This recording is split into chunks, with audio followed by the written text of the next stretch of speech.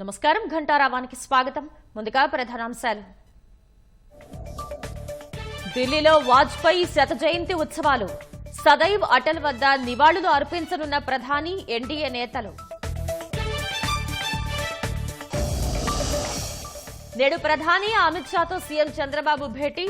రాష్ట్ర సమస్యలపై కీలక నేతలతో చర్చించే అవకాశం.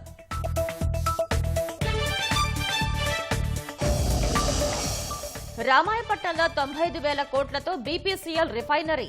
తొలి దశలో 6,000 కోట్లతో పనులు.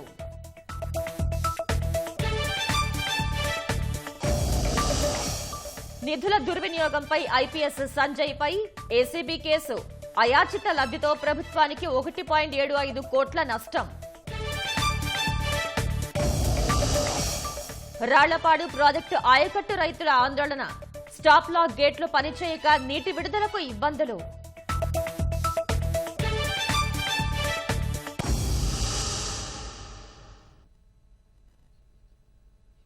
ఢిల్లీలోని సదైవ్ అటల్ వద్ద వాజ్పేయి శత జయంతి ఉత్సవాలు ఘనంగా సాగుతున్నాయి. మరి కాసేపట్లో ప్రధాని మోదీ సహా ఎన్డీఏ నేతలు మాజీ ప్రధాని వాజ్పేయికి నివాళులు అర్పించనున్నారు.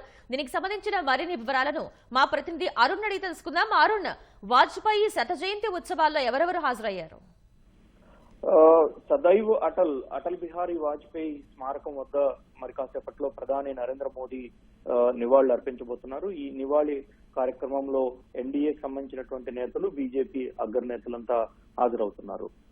ఈ రోజు జరిగేటువంటి వాజ్పేయి శత జయంతి ఉత్సవాల తరువాత అంటే ఈ రోజు నుంచి వాజ్పేయి శత జయంతి ఉత్సవాలను పూర్తి స్థాయిలో దేశవ్యాప్తంగా నిర్వహించాలి అని చెప్పి కేంద్ర ప్రభుత్వం నిర్ణయించింది. అందుకు తగినటువంటి విధంగానే ఏర్పాట్లు చేసింది.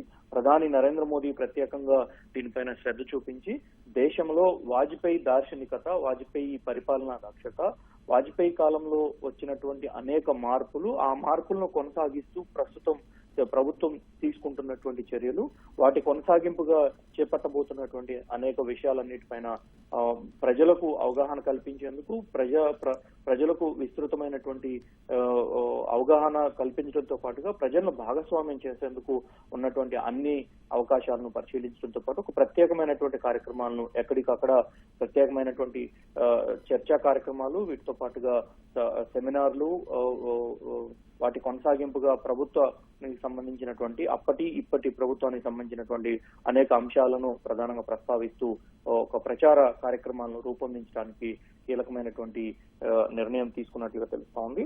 దీనికి ఈ రోజు జరిగేటువంటి వాజ్పేయి నివాళులు అర్పించిన అనంతరం ప్రధాని నరేంద్ర మోదీ, ఆయనతో పాటుగా మిగతా ఎన్డీఏ నేతలు, బీజేపీకి సంబంధించినటువంటి అగ్రనేతలంతా కాసేపు మధ్యాహ్నం 1 గంట సమయంలో ఎన్డీఏ భేటీ జరగబోతోంది. ప్రధాని నరేంద్ర మోదీ మధ్యప్రదేశ్ లో ఒక ప్రత్యేకమైనటువంటి కార్యక్రమాన్ని కూడా హాజరు కాబోతున్నారు. ఆ కార్యక్రమంలోనే అనేక విషయాలను ప్రధాని ప్రత్యేకంగా ప్రస్తావించబోతున్నారు. దాంతో పాటుగా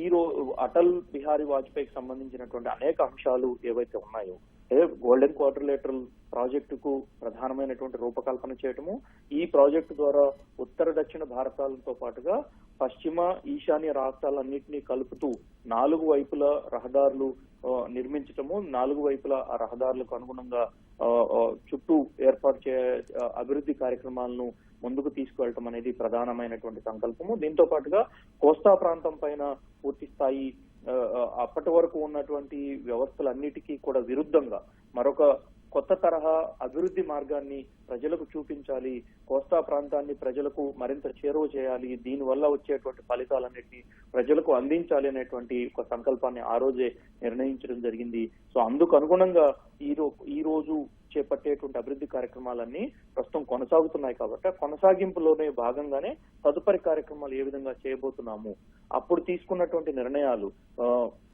అభివృద్ధి పరమైనటువంటి నిర్ణయాలు కావచ్చు, అదేవిధంగా విదేశాంగ పరమైనటువంటి నిర్ణయాలు కావచ్చు, దేశానికి సంబంధించినటువంటి భద్రతా పరంగా దేశ సమగ్రతకు, దేశ సార్వభౌమత్వానికి ఎలాంటి విఘాతం లేకుండా ఉండేటువంటి పరిస్థితుల్లో వాటిని ఏ విధంగా చూడాలి అనేటువంటి విషయాలు, ప్రపంచ దేశాలకు భారతదేశం ఒక సమున్నతమైనటువంటి బలమైనటువంటి దేశంగా ఏ విధంగా చూపించవచ్చు అనేటువంటి విషయాలు ఏవైతే ఉన్నాయో అవి ఈ రోజు కూడా ప్రస్తుతం నరేంద్ర మోదీ ప్రభుత్వంలో భారతం భారతదేశం ఒక సమున్నతమైనటువంటి బలమైనటువంటి ఆర్థిక వ్యవస్థగా పెరుగుతూ ఉంది. ఇప్పటికీ ప్రపంచంలోనే 5వ ప్లేస్ కి, ఆ తర్వాత 3వ ప్లేస్ కి, ఆ విధంగా రోజు రోజుకి మరిన్ని మెట్లు ఎక్కుతూ ఉన్నటువంటి పరిస్థితి. అది ఆ రోజు వాజ్పేయి నేతృత్వంలోని ప్రభుత్వం, ఎన్డీఏ ప్రభుత్వం ఏర్పాటు తర్వాత జరిగినటువంటి చర్యల కారణంగానే, ఆ రోజు చేపట్టినటువంటి నిర్మాణాత్మకమైనటువంటి నిర్ణయాల కారణంగానే ఈ రోజు భారతం సమున్నతమైనటువంటి దేశంగా ఎదుగుతూ వస్తున్నటువంటి విషయాలన్నింటినీ ప్రజల ముందుకు చేరువ చేసేందుకు, ప్రజలకు మరింత చేరువ చేసేందుకు, దేశ సమగ్రతను కాశ్మీర్ విషయంలో కానీ, మిగతా ప్రాంతంలో కానీ, దేశంలో మత సామరస్యాన్ని కొనసాగించడంలో కానీ వాజ్పేయి దార్శనికత, వాజ్పేయి చూపించినటువంటి మార్గదర్శకత్వం ఏదైతే ఉందో దాన్ని ఈ రోజు ప్రజలందరికీ మరింత చేరువ చేసేందుకు, దేశంలో మరింత అభివృద్ధి ఫలాలు ప్రజలకు చేరువ అయ్యేందుకు ఉన్నటువంటి మార్గాలన్నిటిపైన ఒక రకమైనటువంటి చర్చను ప్రజల ముందుకు ఈ రోజు కేంద్ర ప్రభుత్వం తీసుకురాబోతుంది. ఎన్డీఏ మధ్యాహ్నం జరిగేటువంటి ఎన్డీఏ భేటీ తర్వాత మరిన్ని అంశాలను ఎన్డీఏ నేతలు వెల్లడించబోతున్నారు. ప్రస్తుతం దేశంలో ఉన్నటువంటి రాజకీయ పరిస్థితులు, దానికి అనుగుణంగా తీసుకునేటువంటి చర్యలు, దీంతో పాటుగా వాజ్పేయి శత జయంతి ఉత్సవాల సందర్భంగా చేపడుతున్నటువంటి కార్యక్రమాలన్నింటినీ కూడా వివరించబోతున్నారు. ధన్యవాదాలు అరుణ్.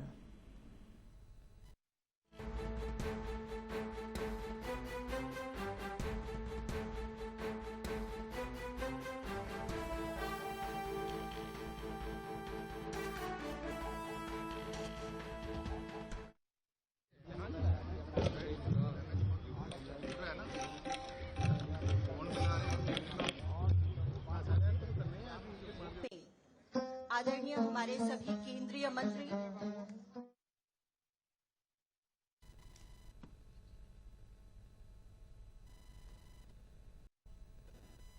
ఢిల్లీ పర్యటనలో ఉన్న సీఎం చంద్రబాబు నేడు ప్రధాని అమిత్ షా మరికొందరు కేంద్ర మంత్రులతో సమావేశం కానున్నారు. దివంగత మాజీ ప్రధానమంత్రి అటల్ బిహారీ వాజ్పేయి శత జయంతి కార్యక్రమంలో పాల్గొనడానికి ఢిల్లీ చేరుకున్న సీఎం చంద్రబాబు నేడు రాష్ట్రీయ స్మృతి స్థల్లో ఎన్డీఏ పాలిత రాష్ట్రాల సీఎంలు, ఇతర నేతలతో కలిసి వాజ్పేయి సమాధి సదైవ్ అటల్ వద్ద అంజలి ఘటిస్తారు. అక్కడ జరిగే ప్రార్థనల్లో పాల్గొంటారు. తర్వాత సాయంత్రం 5 గంటలకు సీఎం చంద్రబాబు ప్రధాని మోదీ, 6 గంటలకు కేంద్ర హోంమంత్రి అమిత్ షాతో ప్రత్యేకంగా భేటీ కానున్నారు. ఫిబ్రవరి 1న కేంద్ర బడ్జెట్ ప్రవేశపెట్టనున్న నేపథ్యంలో రాష్ట్ర డిమాండ్లను వారి వద్దకు తీసుకువెళ్లడంతో పాటు గత బడ్జెట్లో రాష్ట్రానికి కేటాయించిన అంశాలను పూర్తి చేయడంపై చర్చించనున్నట్టు తెలుస్తోంది. మధ్యాహ్నం 2 గంటలకు ఉక్కు శాఖ మంత్రి కుమారస్వామి సీఎం చంద్రబాబు అధికారిక నివాసం వన్ జన్పద్ కు వచ్చి భేటీ కానున్నట్లు సమాచారం. ఈ భేటీలో విశాఖ స్టీల్ పునరుజ్జీవ ప్రణాళికపై చర్చించే అవకాశం ఉంది. తర్వాత ఆర్థిక మంత్రి నిర్మలా సీతారామన్తోనూ సీఎం సమావేశం అయ్యే ఛాన్స్ ఉంది.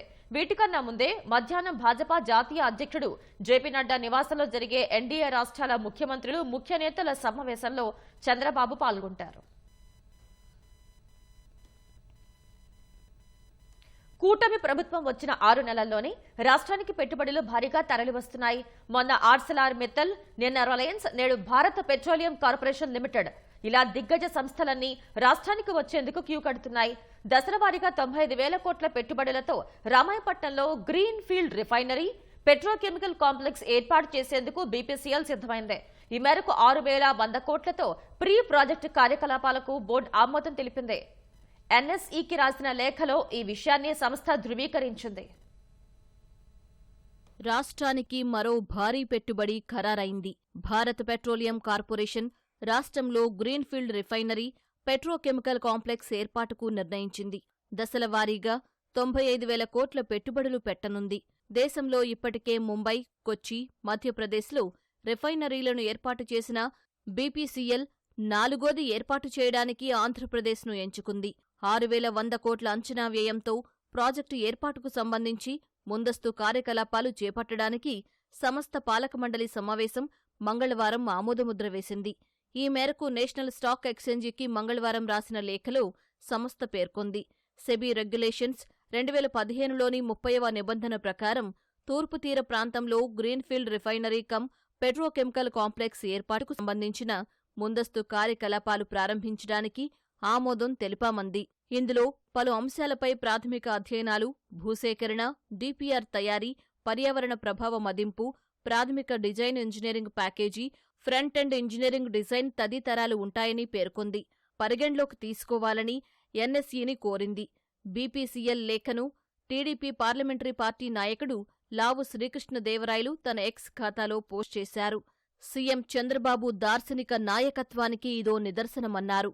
చంద్రబాబు మార్గదర్శకత్వంలో రాష్ట్రం క్రమంగా ఊపందుకుంటూ అసమానమైన అభివృద్ధి వైపు అడుగులు వేస్తోందని తెలిపారు.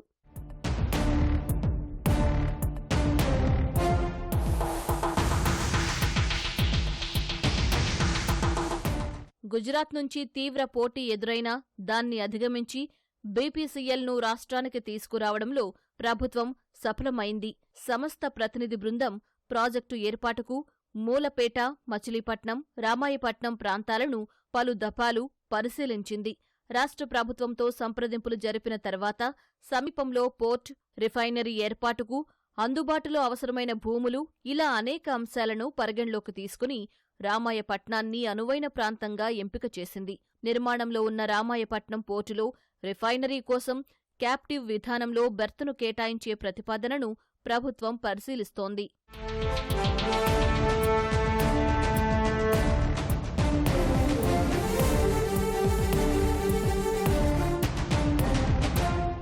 బీపీసీఎల్ ప్రాజెక్టు కోసం సుమారు 5,000 ఎకరాలు అవసరమని సంస్థ ప్రతిపాదించింది. ఆ మేరకు భూసేకరణకు సుమారు 1,500 కోట్లు ఖర్చవుతుందని అంచనా. ముందస్తు కార్యకలాపాలకు ప్రతిపాదించిన 6,100 కోట్లలో భూసేకరణ ఖర్చుపోను మిగిలిన 4,600 కోట్లను ఇతర అవసరాల కోసం వెచ్చిస్తారు. ప్రాజెక్టు నిర్మాణ సమయంలో సుమారు 1,00,000 మందికి, పూర్తయిన తర్వాత 5,000 మందికి శాశ్వత ఉపాధి లభించే అవకాశముంది. ప్రాజెక్టు ఏర్పాటుపై బీపీసీఎల్తో త్వరలో ఒప్పందం కుదుర్చుకోనున్నట్లు అధికారులు తెలిపారు. మహారత్న ప్రభుత్వ రంగ సంస్థ అయిన బీపీసీఎల్ ప్రస్తుతం తనకున్న 3 రిఫైనరీల ద్వారా ఏటా ప్రపంచంలోని 6 ఖండాల నుంచి వచ్చే 96 రకాల చమురును దాదాపు 40 మిలియన్ మెట్రిక్ టన్నుల మేర శుద్ధి చేస్తోంది.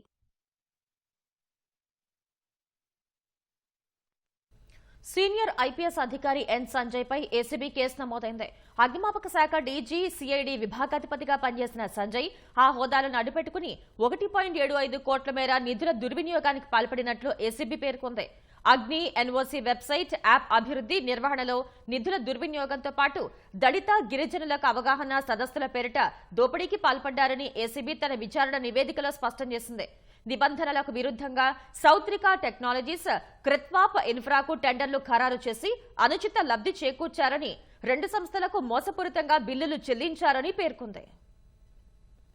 అగ్నిమాపక శాఖ డీజీ సిఐడి విభాగాధిపతిగా పనిచేసిన సమయంలో అవినీతికి పాల్పడ్డారనే ఆరోపణల నేపథ్యంలో ఐపీఎస్ అధికారి సంజయ్పై ఏసీబీ కేసు నమోదు చేసింది. సంజయ్పై అందిన ఫిర్యాదులపై విజిలెన్స్ అండ్ ఎన్ఫోర్స్మెంట్ విభాగం లోతుగా విచారణ జరిపి ఇటీవల ప్రభుత్వానికి సమగ్ర నివేదిక సమర్పించింది. ఆ నివేదిక ఆధారంగా రాష్ట్ర ప్రభుత్వం ఏసీబీ విచారణకు ఆదేశించింది. సంజయ్ను సస్పెండ్ చేసింది. అవినీతి నిరోధక చట్టంలోని సెక్షన్ 17A కింద సాధారణ పరిపాలనా శాఖ అనుమతి తీసుకున్న ఏసీబీ ఎట్టకేలకు సంజయ్పై కేసు నమోదు చేసింది. అగ్నిమాపక శాఖ ఎన్ఓసీలను ఆన్లైన్లో జారీ చేసేందుకు అగ్ని ఎన్ఓసీ వెబ్సైట్, మొబైల్ యాప్ అభివృద్ధి, నిర్వహణ, 150 ట్యాబ్ల సరఫరా కాంట్రాక్టును సౌత్రికా టెక్నాలజీస్ అండ్ ఇన్ఫ్రాకు సిఐడి తరపున ఎస్సీ, ఎస్టీ, అట్రాసిటీ నిరోధక చట్టంపై దళితులు, గిరిజనులకు అవగాహన సదస్సుల నిర్వహణ కాంట్రాక్టును క్రిత్వ్యాప్ టెక్నాలజీస్కు నిబంధనలకు విరుద్ధంగా సంజయ్ కట్టబెట్టారని తెలిపింది. ఆ 2 సంస్థలకు మోసపూరితంగా బిల్లులు చెల్లించి ప్రభుత్వ ఖజానాకు నష్టం కలిగించారని తేల్చింది. అవినీతి నిరోధక చట్టంతో పాటు ఐపీసీలోని వివిధ సెక్షన్ల కింద అభియోగాలు మోపింది. సంజయ్ను A1 గా, సౌత్రికా technologies and infra private limited ను A2 గా, క్రిత్వ్యాప్ టెక్నాలజీస్ ప్రైవేట్ లిమిటెడ్ ను A3 గా చేర్చింది. వీరితో పాటు మరికొందరిని నిందితులుగా పేర్కొంది. దర్యాప్తులో అంశాల ఆధారంగా మరికొందరిని నిందితులుగా చేర్చనుంది.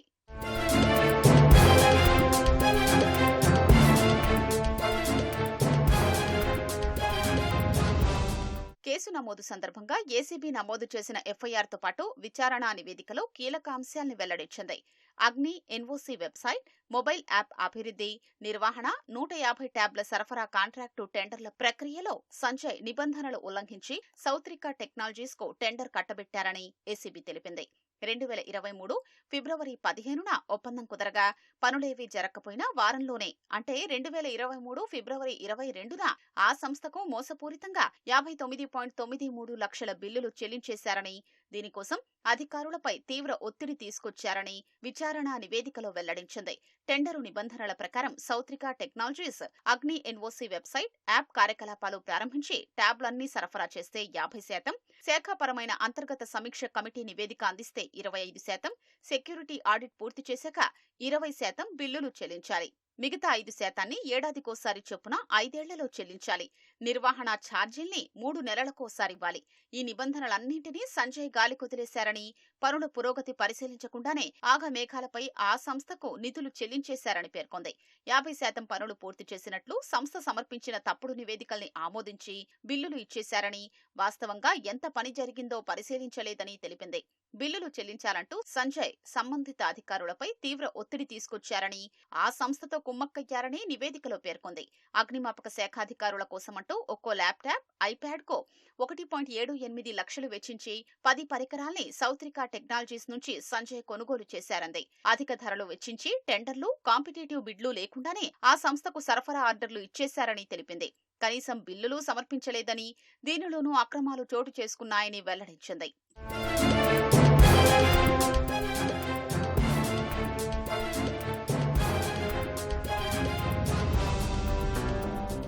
సిఐడి విభాగాధిపతిగా బాధ్యతలు నిర్వహించిన సంజయ్ ఎస్సీ, ఎస్టీ అట్రాసిటీ నిరోధక చట్టంపై దళితులు, గిరిజనులకు అవగాహన సదస్సుల నిర్వహణ కోసమంటూ షార్ట్ టెండర్లు పిలిచారు.